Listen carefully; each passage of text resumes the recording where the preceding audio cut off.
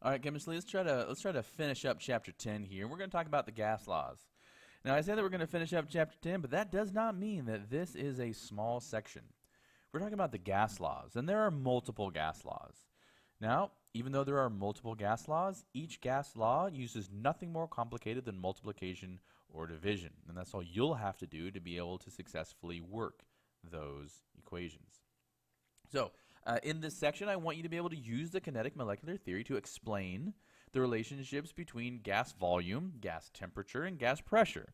Again, we're not letting go of the kinetic molecular theory because that's what a theory is. It's used to explain why certain things are the way they are. Now, getting into the specific gas laws, I want you to be able to use Boyles Law to calculate volume pressure changes at constant temperature. I want you to be able to use Charles's law to calculate volume temperature changes at constant pressure. I want you to be able to use Gay-Lussac's law to calculate pressure temperature changes at constant volume. Then use the combined gas law to calculate volume temperature pressure changes. Lastly, which is a little bit of a change of pace, I want you to be able to use Dalton's law of partial pressures to calculate partial pressures and total pressures. A lot of calculations, a lot of different equations, but they're not that complicated. So again, understand that you only have 5 equations to work with in this section. Only 5. They're all very, very simple. They all use the same terms. Only 5, right? Shrink your world here. Do not become agoraphobic and become intimidated by what we're talking about here. It's only 5 equations. So let's get into the first one. Boyles Law. It's a relationship between pressure and volume. It's a law. This is always the case. There is a relationship between the pressure of the gas and the volume that that gas takes up. Robert Boyle, one of the oldest chemists in the world, discovered that doubling, right, increasing by a factor of 2, doubling times 2, doubling the pressure on a sample of gas at constant temperature, right? So the temperature doesn't change. That cannot change. If you double the pressure, you will reduce its volume by 1/2. And so if you increase pressure by 2, you decrease volume by 2. This is explained by the kinetic molecular theory because that's what the theory was developed to do, to explain why this is the case. The pressure of a gas is caused, remember, by moving molecules hitting the container walls.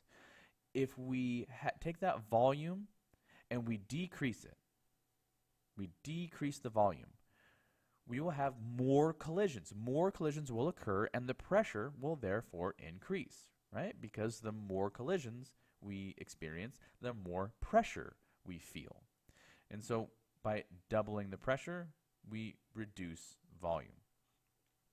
Likewise, if the volume of a gas is increased, right, that means that the individual gas particles have to traverse a longer distance before they have another collision and exert pressure on the container. And so if you increase the volume, less collisions will occur, fewer collisions will occur, and the pressure will decrease. So Boyle's law states that the volume of a fixed mass of gas varies inversely. Oh, there's a word we haven't heard very recently. It varies inversely with the pressure as long as the temperature is constant. So that means when we graph an inverse proportionality, that we have a curve, right? We have an asymptotal curve.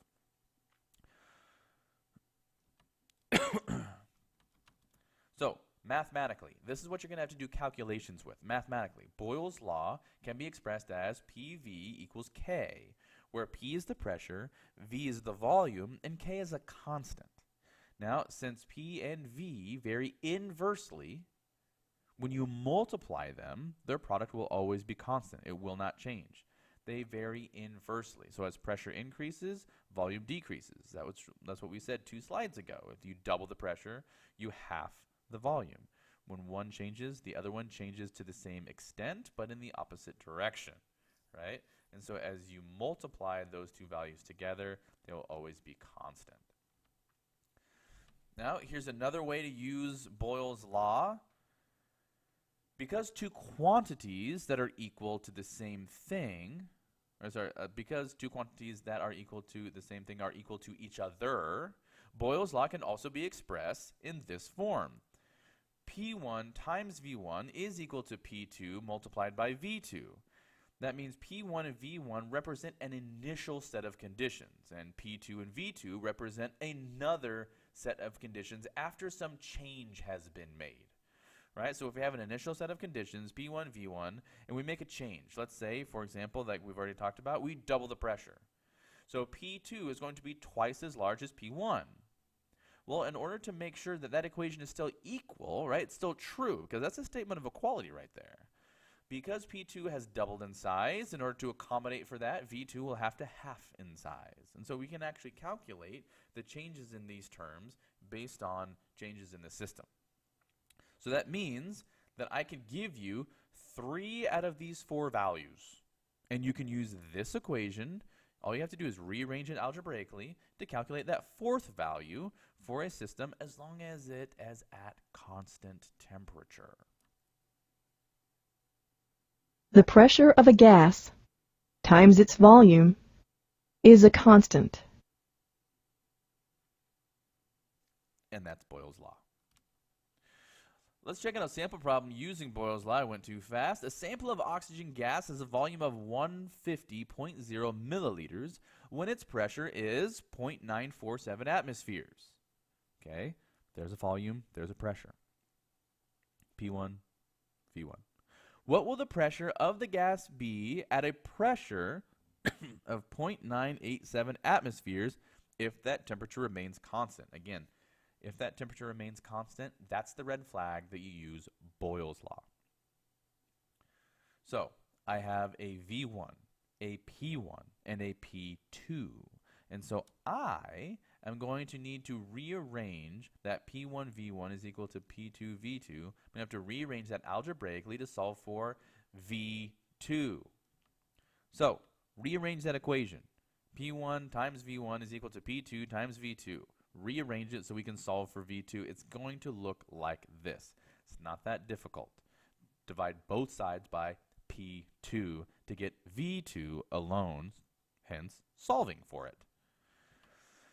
Now we simply take that equation that we've already rearranged. Again, rearrange the terms before you plug in numbers, right? That's something that I always talk about. Rearrange the equation before you plug in numbers. Now that you've rearranged the terms, now plug in numbers, simply plug and chug, and we find that the new volume, V2, is 144 milliliters of oxygen. Let's move on to the next law, because we still have 4 more to go. Charles' Law. This states that if pressure is constant, Boyles' Law talks about if temperature is constant. And if you want to have some sort of trick to remember that, how do you boil water? You increase the temperature. So Boyles' Law has to do with temperature. Temperature, temperature, boil. Boil, temperature. Boiling is a temperature thing, right? That might be lame. It might sound stupid, but it's helpful to remember what is constant in Boyles' Law. For Charles' Law, pressure is constant. And guess what? Even though this Charles, this scientist, was not King Charles had a lot of pressure. And it was always constant. It was always there. Again, that might sound stupid, but if it helps you remember this aspect of Charles' Law, it's worth it. So Charles' Law states that if pressure is constant, gases will expand when heated. That means when the temperature increases, the volume of a fixed number of gas molecules must increase. The volume must increase, again, if the pressure stays constant. King Charles always experienced pressure, constant pressure. So if I increase the temperature, the volume must also increase. So that means, again, let's try to explain this using the kinetic molecular theory. At higher temperatures, right, when the temperature is increased, the gas molecules move faster, right? Because, again, Ke is equal to 1/2 mv squared. Kinetic energy is increasing because temperature is increased. That means that the velocity has increased. The gas molecules are moving faster. If they're moving faster, they will collide with the walls of the container more frequently, right? Because they're getting across that container faster. And when they do collide with the container wall, they collide with more force, more pressure. Oh, sorry. You want to create more pressure, but we're holding pressure constant. In order to accommodate for the fact that pressure can't increase, we have to, again, increase volume. So another cue you can use to remember when you should be using Charles's law as opposed to something else.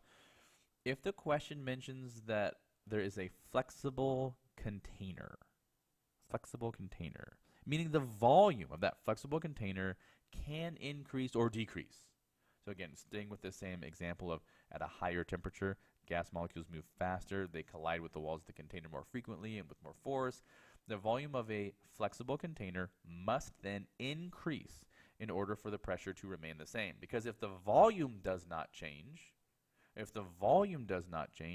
then the pressure must. But here, for Charles' law, we're assuming constant pressure. Pressure does not change. So because the pressure cannot change, the volume must change.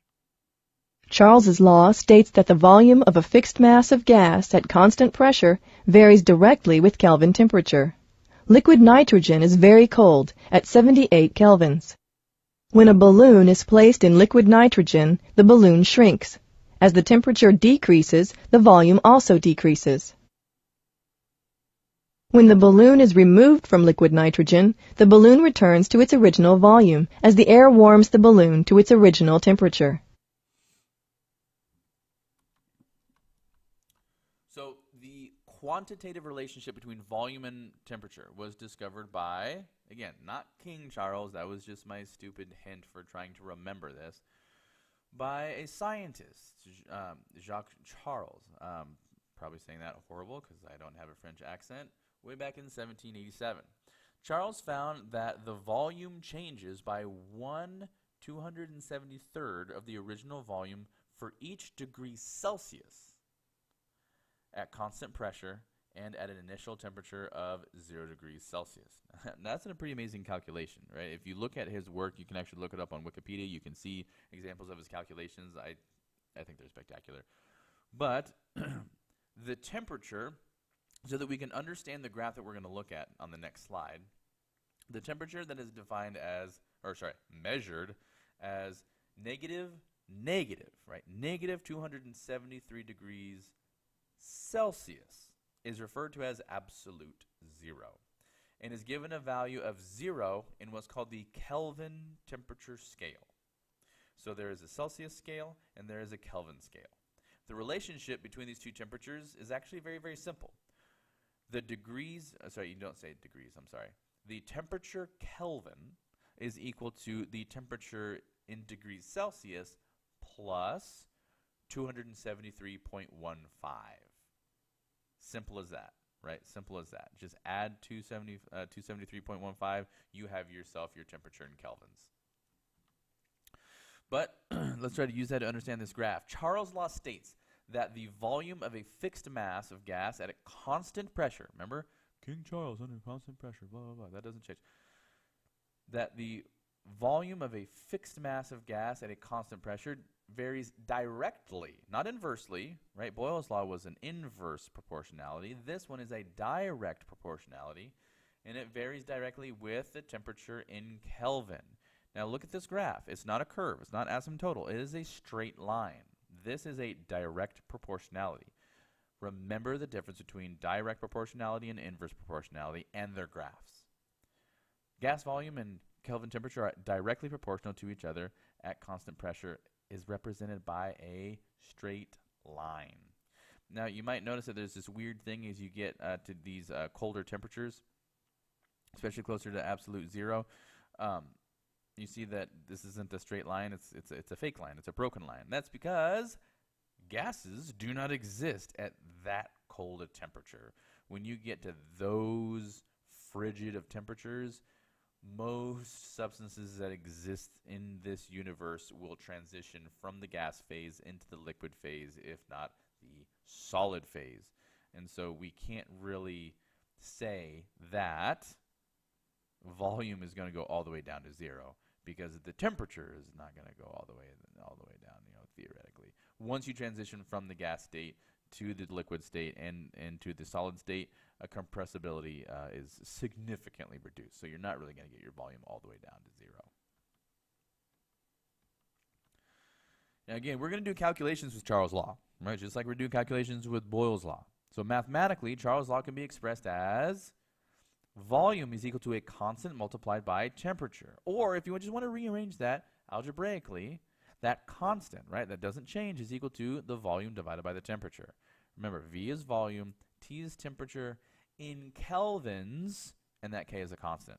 So the ratio of volume over temperature for any set of volume temperature values is always going to be the same thing. It's a constant. This equation reflects the fact that volume and temperature are directly proportional to each other at, again, Charles' law, constant pressure. I think this is our second to last slide for Charles' law. The form of Charles' law that you can also use, right, which actually you probably use, to be honest, more than V over T is equal to K. The form of Charles' law that can be applied directly to most volume temperature gas problems that you'll see in this class is as follows. V1 over T1 is equal to V2 over T2. And so if we have a particular set of conditions and we make a change to one of them, the other one will have to change in order to keep the relation true. Again, V1 and T1 represent initial conditions, and V2 and T2 represent a second set of conditions after a change has taken place. And again, in the same way that you could do this with Boyles' law, given 3 of these 4 values, you can use this equation to calculate that 4th value for a system, again, Charles' law at constant pressure. For a gas maintained at constant pressure, the ratio of the volume of the gas to its absolute temperature is a constant. Again, those are kind of like weird short videos. I'm just trying to remind you that these are simple mathematical relationships. They shouldn't be blowing your mind. They shouldn't be intimidating. You're looking at 5 equations. So let's use one. Let's use one as an example. A sample of neon gas occupies a volume of 752 milliliters, again a volume, at 25 degrees Celsius. What volume will the gas occupy at 50 degrees Celsius if that pressure remains constant? So what do we know? We know the initial volume, 752 milliliters. We know the first temperature. We know the second temperature. But please remember, all of these equations must use kelvins. This question gave us temperature in degrees Celsius, and so we are going to have to change that temperature into kelvins. Now, if you're being really cranky right now, you're thinking, wait a minute, you just added 25 degrees Celsius to 273. A couple slides ago, you said that you have to add 273.15 to get that conversion right. You're correct, but to be perfectly honest, that 0.15 doesn't change your overall value that much, so it's actually a lot easier just to remember to add 273. You're going to still get the same final answer, right? It's not going to change what you choose between my 4 responses, the A, B, C, D, that you have to choose from on a quiz or on a test. So make it easier on yourself. So we take that temperature, that T1, that's 25 degrees Celsius. We add 273 to it. We find out that that is actually 298 Kelvin. We take our second temperature, our final temperature, 50 degrees Celsius. We add 273 to find out that it's actually at 323 kelvins. What are we trying to solve for? V2. So let's take that equation for Charles' law that we saw on 3 slides ago.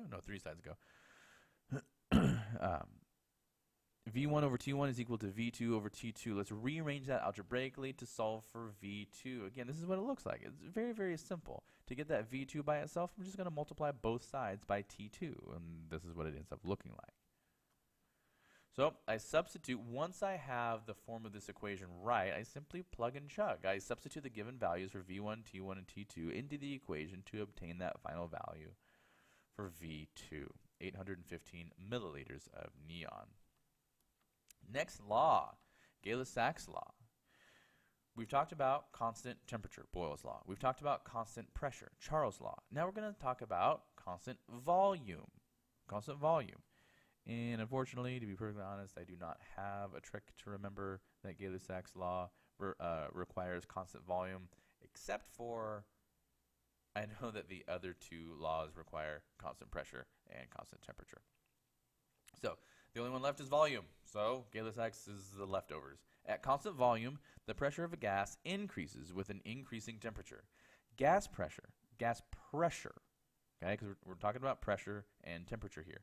Gas pressure, remember, is the result of collisions of molecules with a container wall. The energy and frequency of those collisions will depend on the average kinetic energy of those molecules.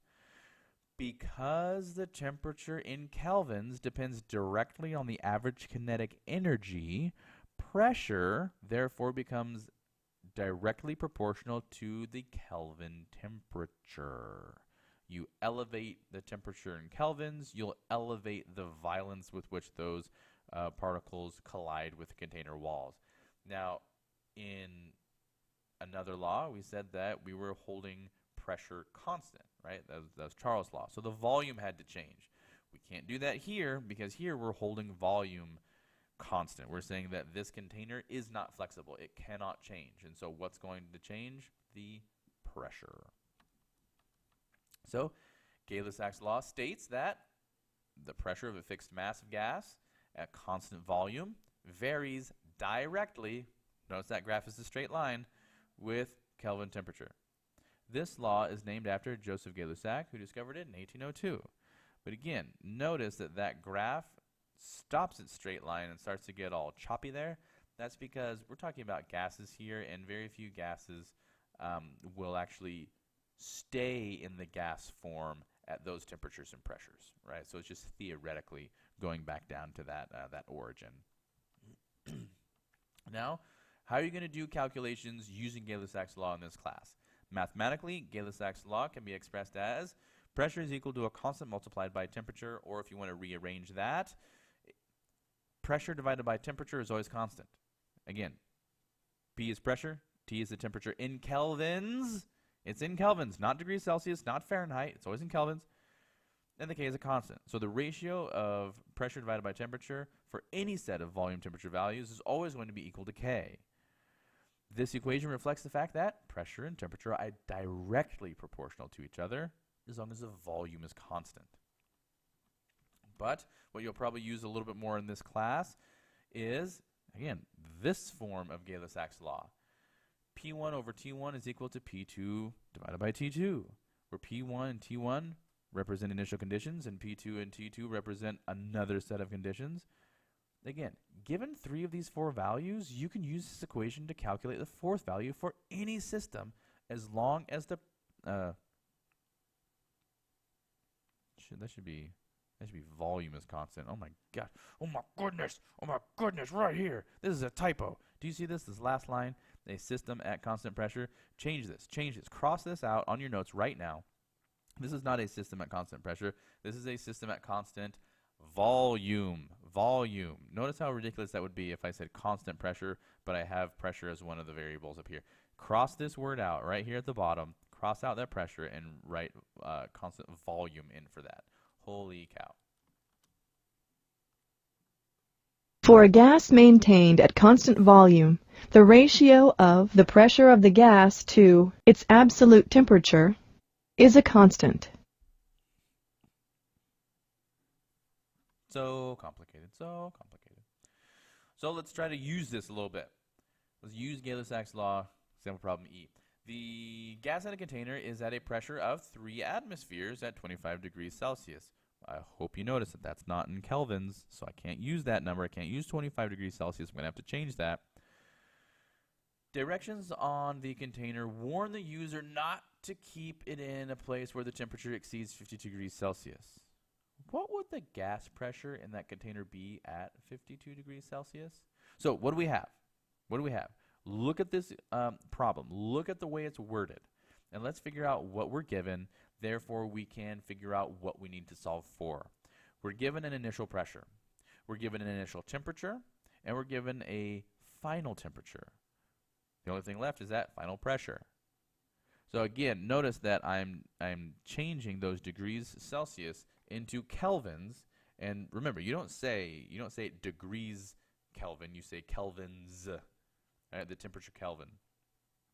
So we're going to solve for pressure in terms of atmospheres because the pressure that was given to us is in terms of atmospheres. So rearrange the equation that we just saw, P1 over T1 is equal to P2 over T2, to obtain the solution for V2. That should be P2. What's going on here? What are all these typos? Gosh darn it. This is constant volume. This is constant volume. There is no V2. Holy cow. Cross this out. Why are there so many typos in this right now? On your notes, guys, cross out this V2. Rearrange the equation of Gay-Lussac's law to obtain V2. Cross out that V2 and write P2, please. I don't want this to confuse you. Once you do that, oh look, that equation's correct. I didn't write V2 for some stupid reason in there. It's P2 is equal to P1 times T2 divided by T1. Once you have that algebraically rearranged, all you have to do is substitute the given values for each of those three terms to solve for your fourth term. 3 times 325 divided by 298 is 3.27. So we have these basic laws, right? And we haven't gone over Avogadro's law in our textbook. That's actually saved for chapter 11. But we have Boyles Law, we have Charles' Law, we have Gay-Lussac's law. In Boyles Law, notice that temperature is not one of the terms, right? It's P1, V1, P2, V2. Temperature is not one of the terms. That's because temperature is constant. It doesn't change. And that Charles' Law, pressure is not one of the terms. That's because pressure is constant. It's V1 over T1 is equal to V2 over Tu2. Pressure doesn't change. For Gay-Lussac's law, volume doesn't change. The volume is the constant, right? For Avogadro's law, we're actually going to put that one on hold. We're going to wait until we get to chapter 11 for that bad boy. But here's a nice, easy table with these very, very useful versions of these laws for you as you try to solve equations for solve problems on your prep problems, on your worksheets, on anything that I give you in class. Now, we have a very, very useful gas law to talk about, and it wasn't necessarily developed by an individual. It's actually a combination of the work of these three famous scientists, Boyles Law, Charles' Law, and Gay-Lussac's Law. They can all be combined into a single equation, right? It's a combined gas law because we're combining all these. And we can use this for situations in which temperature, pressure, and volume all vary at the same time. Because when we talked about Boyles' Law, we said that temperature was constant, didn't change. When we talked about Charles' Law, we said pressure didn't change. When we talked about Gay-Lussac's law, we said that volume didn't change. But what if we have a situation in which all three change? There is nothing that's constant here. We have the combined gas law. We combine all of the relationships between the three terms, and we get something that we can use. The combined gas law expresses the relationships between pressure, volume, and temperature of a fixed amount of gas. It can be expressed as follows. PV over T is equal to a constant. Okay? But again, we want to get to that situation where we can solve problems where you have an initial set of conditions and a secondary set of conditions. And we want to be able to rearrange this equation algebraically to solve for whatever term we need.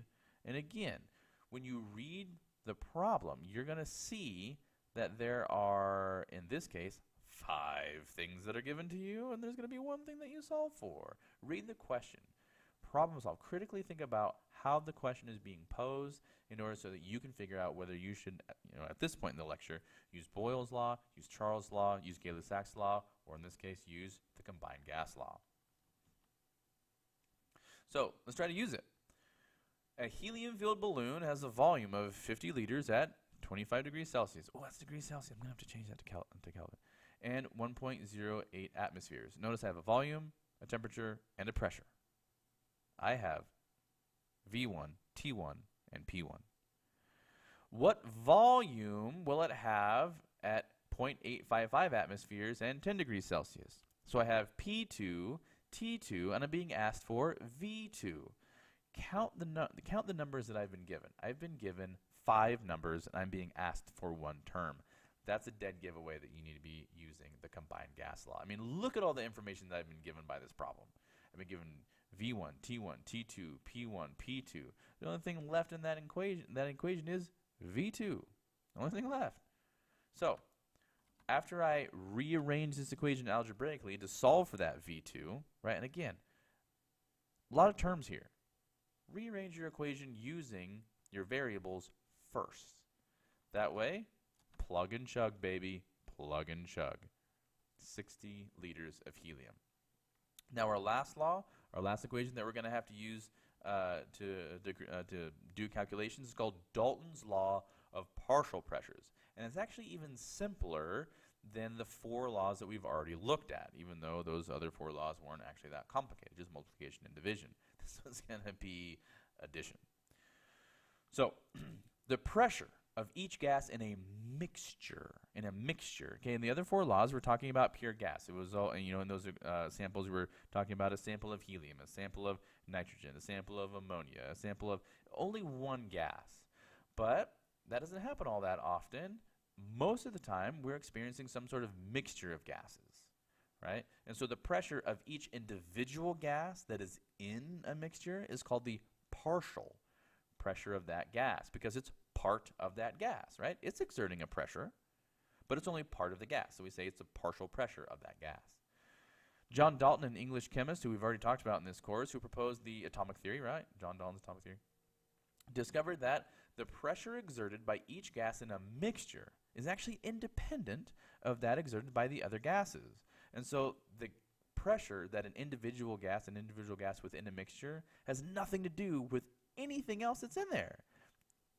It does what it's going to do, right? You do you, boo. It does not matter what else is going on in there. It's independent of the other gases.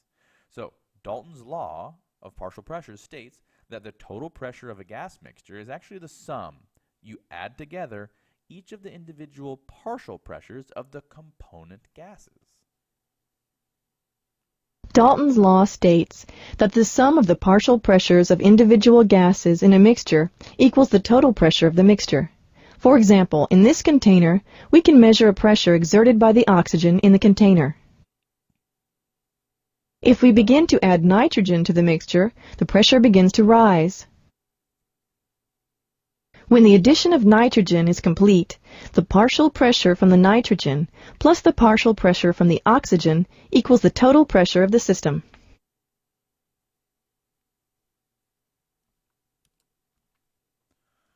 So gases produced in the laboratory are often collected over water. Okay, this is going to be a very, very common Dalton's law of partial pressures problem that you'll read. If it says collected over water, it's Dalton's law of partial pressures for sure. There ain't no worrying about it. So in laboratory, gases that are generated, like, by industry or whatever, are often collected over water. And that's a phrase that you want to be looking for. Okay, it's because it's going to tell you what to do, what equation to use. The gases produced by that reaction that produced the gas displace the water in whatever reaction container that you exist. It displaces the water. Dalton's law of partial pressures can be applied to calculate the pressures of the gases collected in this way. Water molecules at the liquid surface evaporate, right? Because, well, there's actually a dynamic equilibrium, right? An ever-changing equilibrium between liquid water and gaseous water, right? There's a constant back and forth. So water molecules at the liquid's surface, only at the surface, evaporate and mix with whatever gas molecules you're produced through the reaction that you are actually doing. So water vapor, right? It evaporated. Water vapor, just like other gases, exerts a pressure. Now, we have a special name for it. We call it vapor pressure. And so if in a question you see vapor pressure, we're actually referring to the pressure of H2O in the gas phase. Now, how are you going to use this information? What are you going to do if I'm asking you to do math here? To determine the pressure of a gas inside a collection bottle when you're collecting something over water, you would use the following equation, which is an instance of Dalton's law of partial pressures. The pressure at atmosphere, the atmospheric pressure, the total atmospheric pressure of what we experience on the outside is equal to the pressure of the gas you're talking about and the pressure of the water vapor. Add those two numbers together, you got yourself the total atmospheric pressure. So if you raise the bottle, under the water levels inside and outside the bottle are the same, the total pressure outside and inside the bottle will be the same. So reading the atmospheric pressure from a barometer and then looking at the value for pressure due to water, which you can just get from a table, and it's going to be in your text. And if I ask you that on a quiz or a test, that's going to be printed on your test. So you just look up the information. You look at that information for that particular temperature in a table. You can calculate the pressure of the gas. Super crazy easy. Super crazy easy. So this is what a particular apparatus might look like when you're actually collecting things over water. And so when, here's where your reaction is happening over here on the left in this Erlenmeyer flask. this reaction is generating gas and is being pushed, up through the only place where it'll actually go, right? Because it has to expand, and it's going to push all of this gas this way and down, and of course it's going to bubble up into this little container. This is the reaction bottle. Well, this is water here. This is water. You have the bubbles from the reaction going into this bottle, but inside this bottle there's going to be a transition of water from the liquid state to the gas state, and so there's going to be some water vapor in there. What's the pressure of that water vapor at that temperature, which is constant, and that's handy. Simply subtract the pressure due to the water vapor from the total atmospheric pressure, and you just calculated the pressure due to that gas.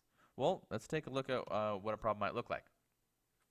Oxygen gas from the decomposition of potassium chlorate, KClO3, was collected by water displacement. Boom, that's over water, right? We're using Dalton's partial pressures.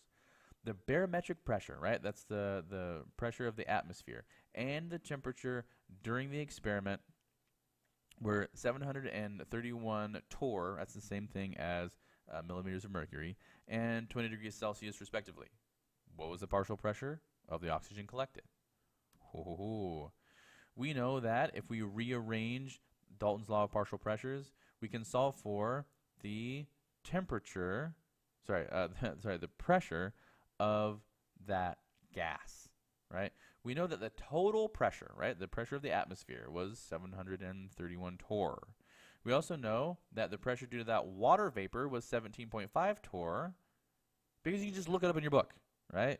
It's in your book. It's just there for you to use. And again, I'll make sure you have access to that information on a quiz or on a test. You just look that up. You don't have to memorize that at all. So at that specific temperature, because the vapor pressure does change based on temperature, and so you have to make sure you're reading the table correctly. It's not that hard. 17.5 torr.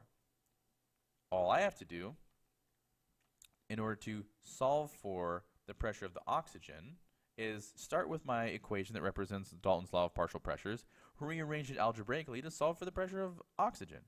So the total pressure of the atmosphere minus the pressure of the water is going to give me my pressure due to oxygen. Again, once you've rearranged the equation algebraically, then substitute your given values for the pressure of the atmosphere and pressure of the water vapor, right? This couldn't be simpler in terms of the math. You just need to make sure that you're reading the questions and critically thinking about which equation you should use. That's the key here. The math is not difficult. The math is addition. You're looking at addition and subtraction on your screen right now. A few slides back, you saw multiplication and division. That is not difficult. What you're needing to do in this section, in this chapter in general, is look at what's being said by the question, critically think about what's being asked and what's being given, and then deduce which equation to use. Chemistry, that'll do it for this video lecture. I will see you next period.